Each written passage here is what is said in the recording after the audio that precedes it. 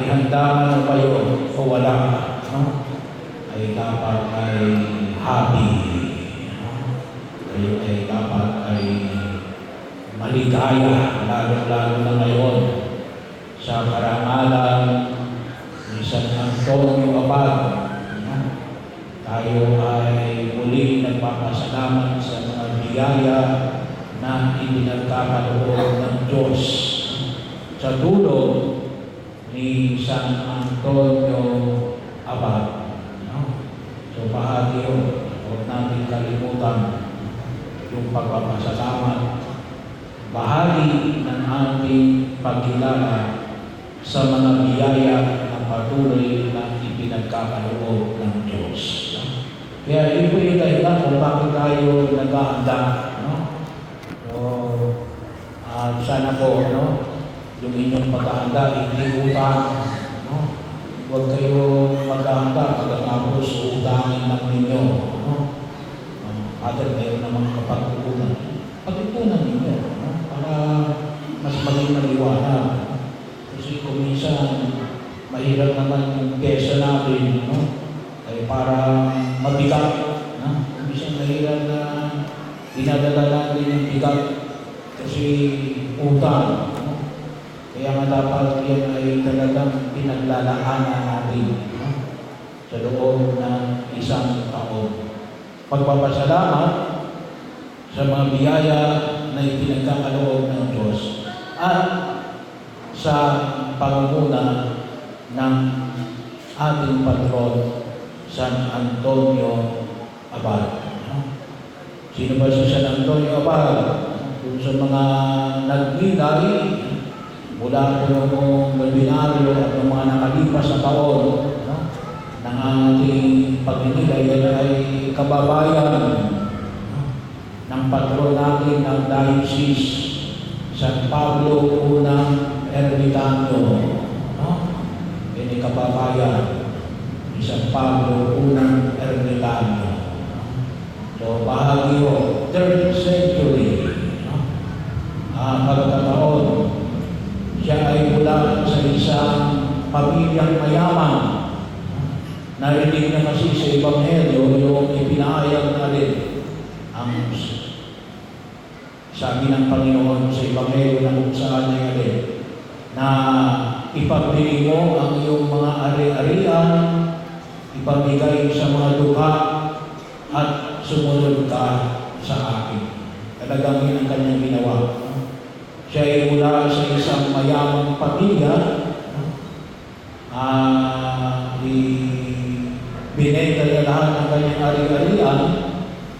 Yung kanyang kapatid na babae ay kanyang ipinagkatiwala sa mga grupo ng mga virgen. Tawagin natin ngayon, hindi mga madre. Kasi nung unang panahon, wala pa naman talaga. Sisimula pa lamang 3rd century. 290 hanggang 300. Bahagi yun na kung saan ay pinamanikat. Siya ay nagsimula na maniraan na kung tawagin natin bilang isang ermitanyo. Una-una sa loob ng mga villages o barangay, and then later on doon sa disyerto. Pagkakataon na kung saan ay inilaan niya ang kanyang sarili saan? Sa panalangin. Napakahalaga yung panalangin. Panahon sa pamagitan ng pag-aayuno at sa pamamagitan din ng mga sakripisyo. Yan lang, nakita natin si San Pablo ng Ermitanyo. Mahirap mas mamuhay ng mag-isa. Kaya ginawa niya ay siya yung namahala sa mga Ermitanyo na namumuhay sa Egypt. Nadalaw niya rin si San Pablo ng Ermitanyo. Sang-ayon sa kanyang buhay, ay siya pa nga ang naglibing kay San Pablo, unang Ermitanyo. So, dinadalaw niya yung mga ermitano na nasa paligid niya. Kaya tinawag sa kanya abot, no? Abal. Ibig sabihin, siya yung pinuno ng mga ermitano noong panahon na yon sa lugar na yon. Kung sa atin ay ang pinaka-leader ng mga pari ay obispo, no? Sa mga ermitano, ang pinaka namumuno sa kanila ang tawag ay abab o abot, no? Kaya yun ang kanyang pagkakataon. At kaakibat ngayon ay sinimulan niya magdisiplina yung tinatawag natin role of life bilang isang komunidad. Ngayon kasi may mga monastery na tayo, no? Kaya ang tawag sa kanya ay Father or Monasticism. Kaya ang ama na pamumuhay na naglaan ng sarili para sa Diyos. Kaya nga sa atin dito sa Pilipinas, dalawa na lamang yung system ng mga monghe, no? Yung sa Trapisman ng Guimaras at sa Malay-Balay, yung Carthusian monks, no? Kalimitan na mga babae, no? Yung Discalced Carmelites, marami yung yan, no? At saka yung Four Lane, ni St. Francis, ay yung famous na alam natin sa Baguio at saka dyan sa Talaytay ay yung Pink Sister, no? Mas marami yung mga madre, no? So yun ang kanilang buhay, no? Makikita nyo, kaya kapag kayo napupunta sa Pink Sister, makikita nyo ulit yung madre nagdarasal doon sa harapan, no? Nakasarado, may rehas, no? Hindi ka pwede pumasok doon sa mismong kanilang lugar. Pero yung madre nandoon, nagdarasal sa harapan ng Blessed Sacrament. Walang palig yun, no? Nagpapalit-palit lang sila, no? Kahit gabi, may nakaasal, no? Kasi yun ang kanilang inilaan na buhay, ang palaging manalangin. So inisip ni San Antonio Abad na magkaroon ng grupo kasi mahirap, no? Kaya nga dito, no? Nakita natin dito, may halo, no? May baboy, no? Bakit? Kasi nagsimula sila mag-domesticate at yung patrol din dito ng mga magsasaka, no?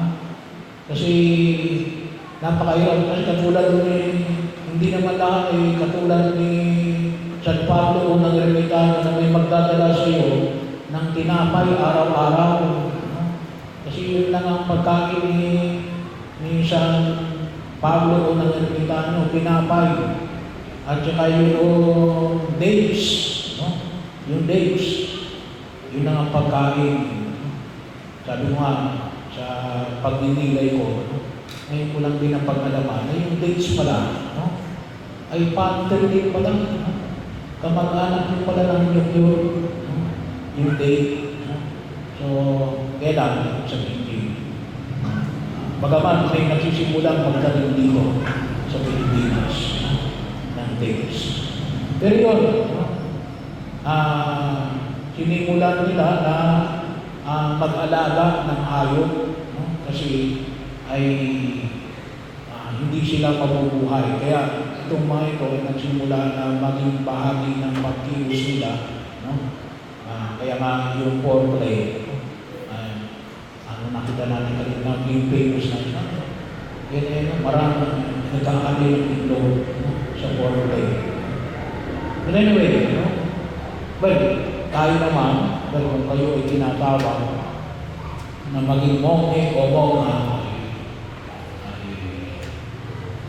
maaari yan yung paraan ng pagpili sa inyo. Katulad din po, sa Ebanghelyo natin na tinatawag si Levi, na later on, magiging isang San Mateo. No? Sino si Levi? Isang makasalanan. Tinuturing niya natin, publicly known sinner, publikano. No?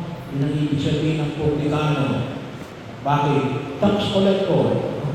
Kasi nung panahon na yon, kapag ikaw ay BIR, no, automatic makasalanan ka. No? Kasi yun ang pagtingin ng mga ikaw ay makapili, no, makarumano, at sabihin, ay maaaring malaki yung pinigita mo sa pagkilos. Pero alin, pinili ng Diyos. No? Kaya huwag niyong isipin na baka hindi ako pinili ng Diyos. Ay, isipin nyo ayun, saan kayo kaya tinatawag ng Diyos? Lahat tayo tinatawag ng Diyos. Lalo na, tayong lahat ng mga binyatan. Kasi bahagi yun, nabuti bahagi tayo sa praktisa natin kay Kristo. Yung nga lamang, sa anong uri ng pamumuhay. Well, maaaring pamumuhay na may asawa, pwede rin naman doon. Kaya dapat alam natin na doon ka tinatawag ng Diyos. Doon ka tinatawag ng Diyos. At doon ka hindi na makapaglilingkod sa Diyos. Hindi pwede na ito na lang ang nararamdaman mo. Minsan sinasabi ng ibang matatag dalaga. Kaya yung matatag dalaga, kasi hindi nila alam. Hindi dapat kahit matatag dalaga o matatag binata, dapat maliwanag sila, doon ako tinatawag ng Diyos. So, ito isang buhay ng pagiging ermitano o pagbuhay monke. So sabi na, paano tayo makikita makakatugon? Maglaan tayo ng panahon palagi ng panalangin. No? Marami yung paraan ng pagdadalangin. Huwag natin kalimutan. Sa kahit ako sa ating, well, of course, every Sunday, pinagalaan tayo magpasal, simba, araw ng linggo. Pero dagdag pa yan, sa pamamaraan, kahit na kayo ay naghuhugas ng pinggan, hindi kaya kapag kayo ay nasa biyahe, pwede kayo pagdasal ng Santo Rosario, lalo-lalo kapag malayo yung pupuntahan. So, maging bahagi, yung pag-aayuno,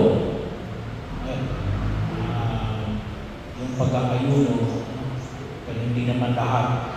Pero sana yung ibang mga kapatid namin na nagpapaseksi, double purpose ninyo. So, ialay mo rin sa Diyos. Ialay mo rin sa Diyos yung inyong pag-aayuno o fasting. So, bagaman po tayo ngayon, maluwag po ang ating simbahan. Tayo ay hinilig lamang na fasting tuwing 2 beses sa loob ng isang taon, as Wednesday at Good Friday.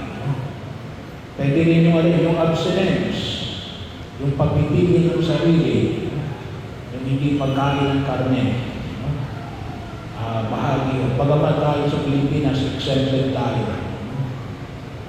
Pero bahagi rin yun.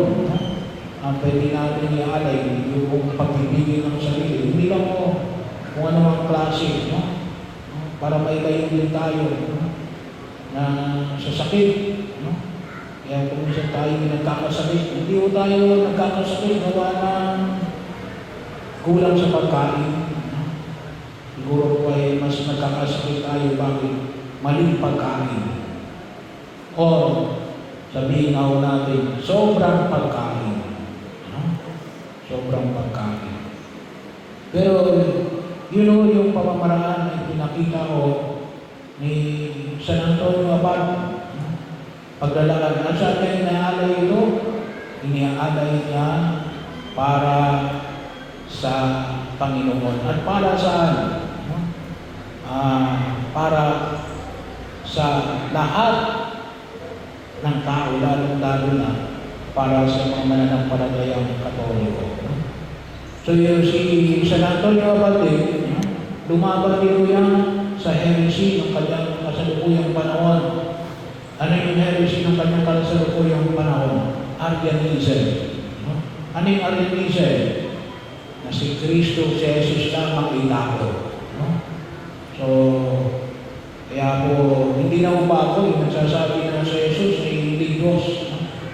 Kahit na panahon pa ni San Antonio Abad, nilabanan ni Luyan ni San Antonio Abad. Si Jesus ay hindi lamang tao, siya ay Diyos na naging tao. At hindi nawala ang kanyang pagka-Diyos nung siya ay naging tao. So, bahagi yun, no? Nawa sa dulo, magdasal tayo, marami tayong dapat na ipagdasal.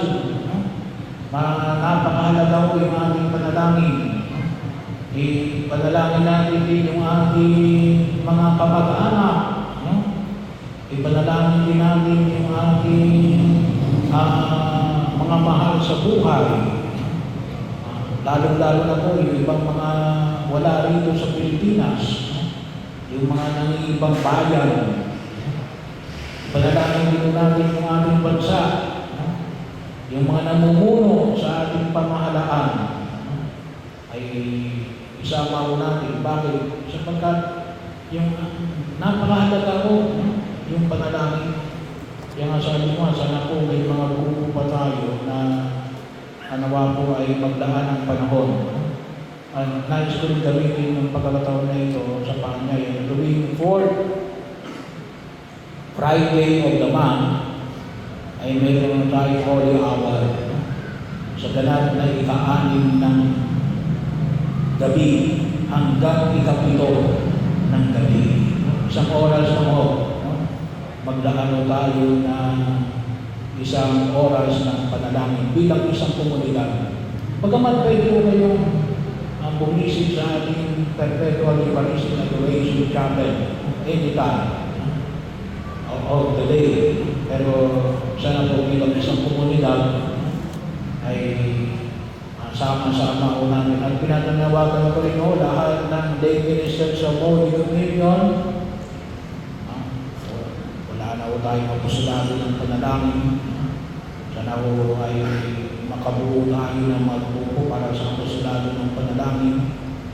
Yung pong mga holy namers ay sana rin po ay makasama namin tuwing 4th Friday of the month para ho sa banal na oras. Kasi napakahalaga ho yun bilang isang komunidad, hindi lang ho bilang isang individual. Kaya hinihingi ko po na nawa, katulad ng grupo ni San Antonio Abad na kanyang pinangangalagaan. Napakahalaga ho na pangalagaan din natin yung mga membro na alin na may maliwanag na rin, may mga kutawagin natin ay nagdarasal, mayroon tayong powerhouse, yan yung pinakabaterya natin sa ating pagtugon bilang mga tunay na mga tagasunod na Jesus at bilang mga nakipagtunggali sa anumang uri ng kasamaan at kabunduan.